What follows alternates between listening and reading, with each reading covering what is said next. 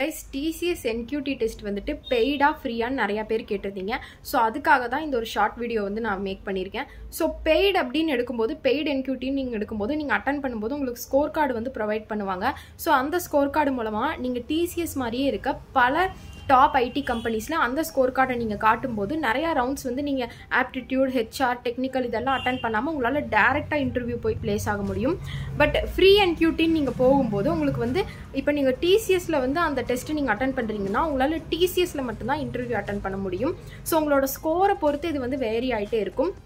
So paid NQTங்க போது TCS கூட அந்த பார்ட்னர்ஷிப் வச்சுருக்க பல பெரிய ஐடி கம்பெனிஸ், டைப் வச்சுருக்க பெரிய ஐடி கம்பெனிஸ் கூட உங்களால் இன்டர்வியூ அட்டன் பண்ண முடியும். பட் ஃப்ரீ அப்படின்னு வரும்போது உங்களால் TCSல மட்டும்தான் இன்டர்வியூ அட்டன் பண்ணுற மாதிரி இருக்கும். ஸோ இதுதான் வந்து பெய்டு NQTக்கும் ஃப்ரீ NQTக்கும் இருக்கிற டிஃப்ரென்ஸ். ஸோ இதை நல்லா கிளியராக தெரிஞ்சுக்கிட்டு TCS NQT வந்து அட்டன் பண்ணுங்கள். கரெக்டாக October 2 வந்து நெக்ஸ்ட் பேட்சுக்கு வைக்கிறாங்க.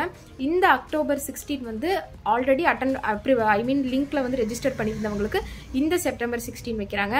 ஸோ அதுக்கு நீங்கள் எப்படி ப்ரிப்பேர் பண்ணணும், எந்த மாதிரி பேட்டர்ன்ஸ், ப்ராசஸ், அதுக்கப்புறம் கொஸ்டின்ஸ்லாம் எந்த மாதிரி டாபிக்ஸ் வந்து கேட்குறாங்கிறத கம்ப்ளீட்டாக என்னோட யூடியூப் சேனலில் ஒரு வீடியோவை அப்லோட் பண்ணியிருக்கேன்.